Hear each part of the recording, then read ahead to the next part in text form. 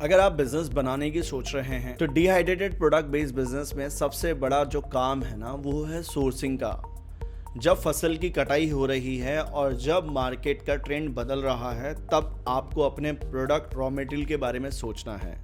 अगर आप अपना डिहाइड्रेटेड प्रोडक्ट कैटेगरी में बिजनेस बना रहे हैं, बनाना चाहते हैं और पिछले कई समय से सोच रहे हैं एक ऐसा निश प्रोडक्ट आपके पास में आ जाए जहां पर डिमांड नेक्स्ट लेवल हो, तो मैं इस वीडियो में आपको सिखाऊंगा कि किस तरह से आपको अपना डिहाइड्रेटेड प्रोडक्ट एग्जैक्टली मार्केट में लेकर चलना है। इस वीडियो से पहले मैंने एक वीडियो बनाया था डिहाइड्रेटेड कैटेगरी में, जहां पर मैंने मार्केट ओवरव्यू, प्रोडक्ट की एक्चुअल में जो जीटीएम होती है वो सिखाई थी। तो इस वीडियो में आप ये सीखेंगे कि कैसे एग्जैक्टली डिसीजन जो प्रोसेस होता है, यानी कि प्रिपरेशन का समय डिहाइड्रेटेड प्रोडक्ट कैटेगरी में कैसे सेलेक्ट करना है। चलिए वीडियो को शुरू करते हैं काम की बात। देखिए, डिहाइड्रेट कैटेगरी में है ना, कोई मशीन और प्लांट से प्रॉफिट नहीं बनता है। इसमें प्रॉफिट बनता है सीजनिंग से, रॉ मटेरियल से, और आपके सही तरह के जो भी आप इंग्रेडिएंट बाय कर रहे हैं उससे यहाँ पर प्रॉफिट बनता है। इसके अलावा डिहाइड्रेटेड कैटेगरी में जब भी मैंने अपने ब्रांड्स लॉन्च करवाए कम्युनिटी मेंबर्स के, तो एक हमेशा से एडवाइस ये होना है कि अगर बिजनेस कर रहे हो डिहाइड्रेटेड कैटेगरी में तो सीजन्स पे फोकस करो और लॉन्ग टर्म सोचो। अगर आपने लॉन्ग टर्म नहीं सोचा तो आप अपने प्रोडक्ट सिलेक्शंस में अपना एक चार्ट प्रिपेयर नहीं कर पाएंगे कि आखिर इस वक्त जब फसल की कटाई हो रही है, जो प्रोडक्ट रॉ मटेरियल बाय कर सकता हूं मैं, उसके न्यूट्रिशन वैल्यू बरकरार रखते वक्त अगर 4 महीने बाद ये सीज़न चला जाएगा तो मार्केट में जो भी प्रोडक्ट की रॉ मटेरियल की डिमांड होने वाली है ना, इन रॉ मटेरियल्स की होने वाली, जैसे कि प्याज की बात कर लेते हैं, अनियन की, गार्लिक की, या स्पिंच की यानी कि पालक की, फ्रूट्स और वेजिटेबल्स में बहुत सारे सिलेक्शंस आप कर सकते हैं। तो आपका प्रॉपरली एक डिसीजन होना चाहिए, एक चार्ट बनाना होना चाहिए आपके पास में कि आखिर अभी क्या सीजन है, क्या चीज़ें चली जाएंगी, क्या से डिसीजन होगा। तो हम एक चार्ट प्रिपेयर करके रखते हैं और 10 से 15 रॉ मटेरियल, यानी कि रॉ मटेरियल से जब भी मैं बोलूँगा ना तो मेरा टोन फूड इंडस्ट्री में इस तरह से रहेगा। तो आप वेजिटेबल्स और क्या समझना, फ्रूट्स के बारे में समझना। जैसे कि किसी को स्ट्रॉबेरी का सीजन है, अब स्ट्रॉबेरी का डिहाइड्रेशन करते हुए उसका या तो पाउडर बनेगा या फिर वो रॉ रहेगा, तो वहाँ पर हमें उसके इंटैक्ट को संभाल के रखना है, या उस वक्त जो भी प्राइजेस गिर रही हैं मार्केट में, जब क्वांटिटी ज़्यादा है तब खरीदना है। Second cheese, it's a long term gain.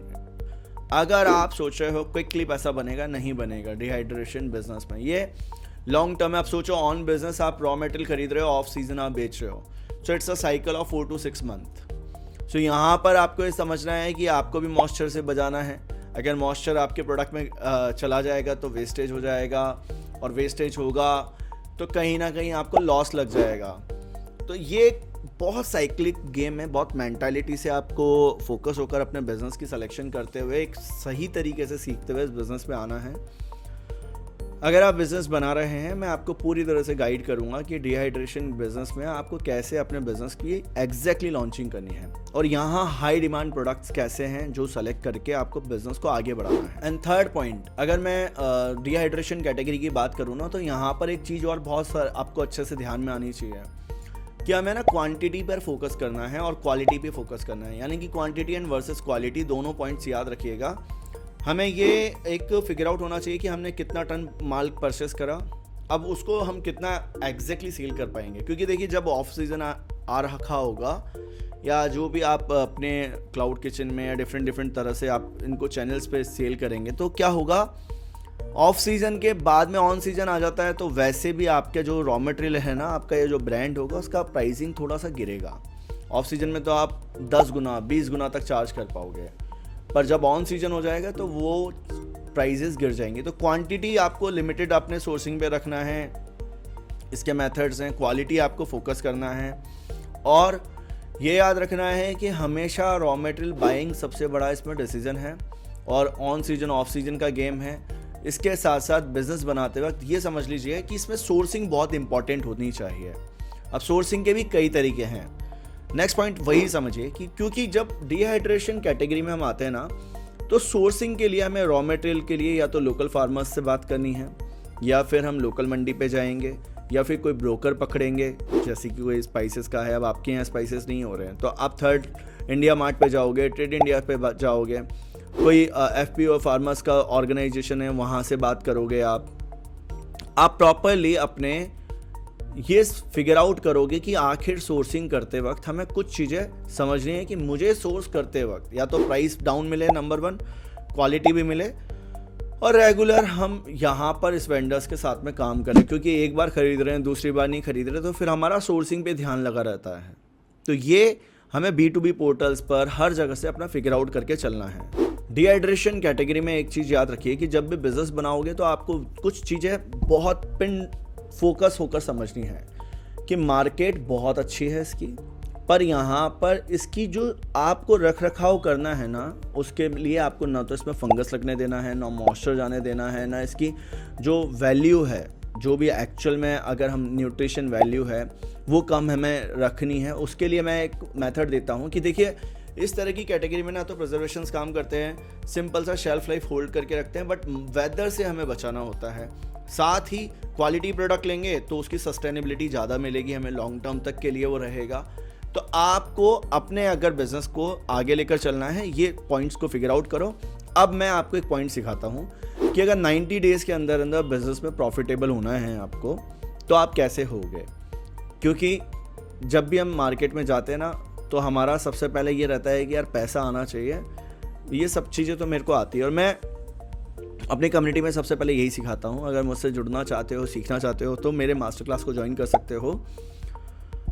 Retail counters पे फोकस करना है, सबसे पहले मार्केट वहीं से शुरू करूँगा। आपके आसपास के 40 से 50 दुकानें आपकी B कैटेगरी की रहनी चाहिए, जहाँ पर एक्चुअल में कस्टमर अंदर शॉप के जाता है और बाय करता है। यहाँ से आप अपना पेनिट्रेशन करोगे, यानी कि एंटर करोगे मार्केट में। सेकंड मार्केट क्या है, जब भी आप डिहाइड्रेशन कैटेगरी में जाएंगे, वो मार्केट जो कि आप अपने मॉडर्न ट्रेड को समझते हैं। मॉडर्न ट्रेड किसी लोकल दुकानदार ने आपके यहाँ सुपर मार्केट्स बना रखा है।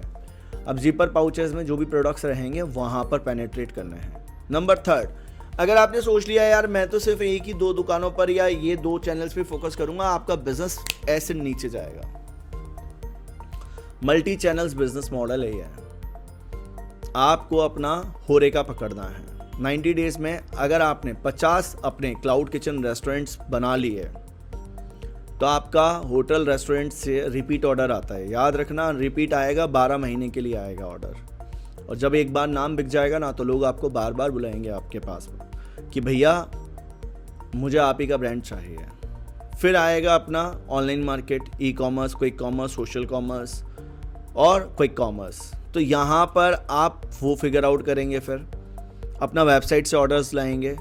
और एग्जीक्यूशंस के लिए मैं अगर बताऊँ तो एक्सपोर्ट भी आपके लिए एक नेक्स्ट लेवल मार्केट्स है।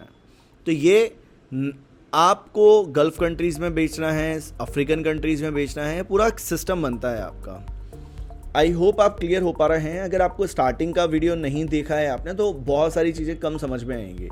पर डिहाइड्रेशन कैटेगरी एक ऐसी कैटेगरी है जहां हम पिछले 8 सालों में कई सारे ब्रांड्स लेकर आए।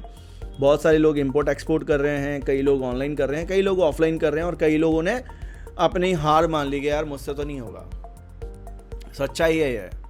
पर अगर आपके अंदर वो जज्बा है और आप बिजनेस बनाना चाहते हो, सीखना चाहते हो, तो आप मेरे साथ में जुड़कर अपने बिजनेस की जर्नी को स्टार्ट, लॉन्च एंड ग्रो कर सकते हो, जहां मैं 6 डेज का बूट कैंप में आपका पूरा बिजनेस बनवाता हूं। 3 डेज तो 3 डेज और लाइफ टाइम का आपको सपोर्ट देता हूं। आई होप आप क्लियर हो पाए होंगे इस वीडियो से। तब तक के लिए बने रहिए हमारे साथ। कोई भी चीज़ चाहते हो सीखना मुझसे, तो कमेंट बॉक्स में जाकर बता दो, ताकि मैं आपकी हेल्प कर पाऊँ। Thank you so much.